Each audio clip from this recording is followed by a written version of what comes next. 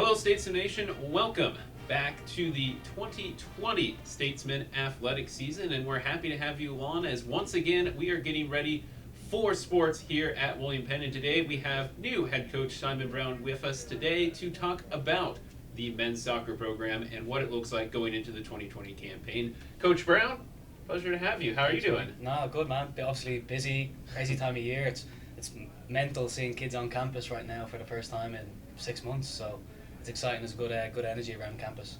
And of course, you got promoted to the head coach position just this past off season. Yep. So let's talk a little. Who is Simon Brown here? Where are you from? And just a little bit about yourself. Yeah. So the promotion came at a very unique time because it was right when all this craziness started happening in the world. So I was excited to get my first college head coaching job and got thrown straight into the fire with dealing with the world, the pandemic that's going on in the world right now. So trying to figure out how to become a head coach and how to manage everything that's going on in the world. So that's what I've been doing the last couple of months.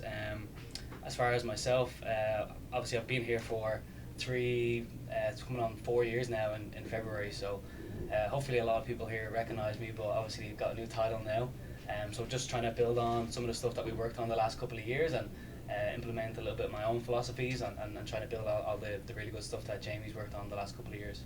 And how was that transition, especially through this whole summer off season, if you want to call it? I mean, you take over, but then of course no one's here. You can't really do anything. Right. And what were you able to do with any of the players over the summer via Zoom or whatever? Yeah, it's like same as everyone else. Zoom was everybody's best friend. We got to work with some of the new kids and just kind of talk them through. The hardest part was stuff was changing all the time so quick. As far as like month to month, it was week to week. We had new information, so it was constantly in with the new kids, the returners as well. And then we just put everybody into our group chat and was just trying to get everybody to mingle. And I know some of the players from last year created their own group chat, and as new kids got added to the roster, they brought them in and kind of got their own feel for it. So like I said, everybody was away from each other, but all over the world, and we were trying to get everybody together and work together. So it was a strange time, unique time, but like I said, we got through it here, and we're in the middle of preseason. And how was your first recruiting class, if you will? The first year of getting new kids, transfer kids, all that. Yeah, when you're successful, as we were last year, everyone wants to be a part of that. So we got a lot of new kids. We gave some kids opportunities from schools that were closed down through to the pandemic. So we got a lot of new kids to replace the large senior class we had last year. We got a lot of junior college transfers, a lot of freshmen that we're going to work on and develop. So there's a lot of bright new faces, and also so there's some returners that played last year, and also returners that probably didn't get the minutes that they thought they deserved last year, that worked hard over the summer in their time on their own, that have really stepped up and pleasantly surprised myself and the coaching staff. So let's then break it down a little bit by the roster, and you can try and wade through that as you will. But before we dig into the exact personnel, how many countries represented this year on the men's soccer roster? I'll get back to you on that, and because some of the guys are like first generation kids, so they speak a couple of different languages, but they're from it. But I would say anywhere from 10 to 15 different nationalities. That's really cool. Represent, yeah. So we like to embrace the diversity that William Penn offers, and I think we embody that really well. Good. All right. So then, how do we want to do it? Returners, newcomers, by position. Yeah. So some of the returners from last year, unfortunately, we have some players that are still not in the country. Due to visa issues back home. So obviously Miguel is going to be a GA for us this year. He's got a year of eligibility left, so that would be a goalkeeper that's going to come in and help us out. And then we've brought in 2 or 3 new kids as well that are really pushing for that starting spot. Janaya was here last year, and he was helping out with Austin. So Janaya's one of the goalkeepers we're looking at, as well as Miguel and a couple of other guys that are here. And starting with the back line, obviously Donnie played for us last year. John O'Reilly was here last year. Will played a massive part towards the end of the season. Yeah, especially in the Hastings game. Yeah, he's one of the best players in the Hastings game, and he's really kicked on. He stayed here all summer and worked with Coach Hannah and the sports performance staff here, and he's definitely benefiting from that development. Then we've added a couple of junior college kids. We've added Sam Marchie, Luke Andrews, and Nate Sheely, all defensive players at the back. And then we've Edgar as well as another right back as well, all junior college transfers. So they're all coming in as juniors, so they're all ready, which is a great thing for us, because like I said, we lost our whole back line last year, so we had to bring in kids that had a couple of years of experience, and that's really The hardest part has really been getting them to gel together, and that's what we've been doing for the first couple of weeks. Then looking in the midfield, Corby Ring obviously returning last year, started for us the majority of games last season. He's really kicked on leaps and bounds. He's looking like a fantastic leader as a sophomore, and also physically, technically, he's really carrying the team. So it's great to see. And then added a bunch of new kids in there. Said more junior college kids. We have Little Milton from LA Harbour. We got another 3 kids from LA Harbour this year. Got to bring the LA boys back. Yeah, right? it's good. The fun thing is mixing like the Europeans with the LA kids, because we like to say that we're in the middle of both. So we get that right. West Coast with the European vibe, and we try to mix it in the middle of Iowa and get everybody together. So we got those guys in the middle, and then we have some really crafty wingers that came in this year to bolster our speed outside. So obviously we had Kenzie last year, who was a superstar for us. And then we had a new little freshman come in, his name is Joe. Then we have kids that played in the same as Will last year that stepped up towards the end of the season, like Lucas and CJ. And then looking forward, we have, like I said, Nick up top. We had Victor, who couldn't play last year through to, he had an injury. So, like I said, we have a lot of kids that are looking forward to the future as far as sophomores and freshmen, but we said that we have a great junior class with the kids that we had already that we've been developing. And then those new kids that we were lucky to get in the off-season with our recruiting. I don't want to give anything away, but are you changing the style much? Are you kind of sticking where it was? Just mix of whatever? I wouldn't say change. I would just say there's a couple of different things that we can do better, and there's probably a couple of things that we can work on that was really good, that we can improve. The great problem that I have right now is we have a fantastic squad. So like formations and stuff like that, we're still like we're banging our head every day trying to figure out the best starting 11. Not because we don't know what we're doing, just because practice has been so intense, the competition has been fantastic.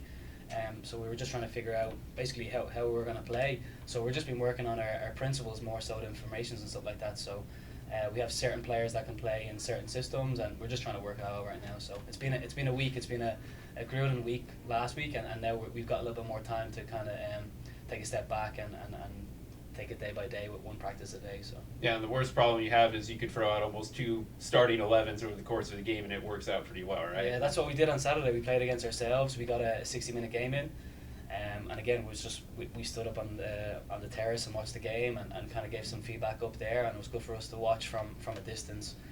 To see the stuff that we worked on during the week, and then just to see the leaders that are stepping up, because like I said, we lost a lot of seniors last year that were big parts of not only the team but the culture that we have here. So trying to get the players that were here last year to reinforce that and get the new players to buy in. Yeah. Then we'll move on to the schedule. Obviously things can be up in the air. We'll see how things goes, but as the schedule's set at the moment, what are you looking at? You start away to Bellevue before we get the first home game of the season in. Yeah, all eyes are on Bellevue right now, because we've been waiting for that game, and everything's been so up in the air about teams cancelling, schools cancelling, stuff like that. We had to move the schedule 4 or 5 times, so all eyes are on Bellevue right now, and we can't really look past them because we have a week after them, unless we're trying to add more teams. Till we play Morningside at home. Bellevue were lost in their conference tournament last year. They're always thereabouts. They were the only team to beat CMU last year, so that's right. Fantastic challenge for us right away, going to their place. I'm good friends with the coaches there, so I know that they coach them well, and they'll be ready to play. So like I said, any team that could beat CMU is a great squad. So looking to challenge ourselves right away, and then obviously Morningside, the first game, home game, September 12th. Again, they went to the national tournament last year. The year before that as well. Yep. So they're always thereabouts in the GPAC, and then right away September 16th kicking off in the conference. So we don't get a lot of time. So just trying to figure out no preseason games, no scrimmages. So rocking in right away, first game. So yeah. And what's the feel around the Heart? Obviously, you've got the 2-time champs that are still reigning down in Fayette. Yep.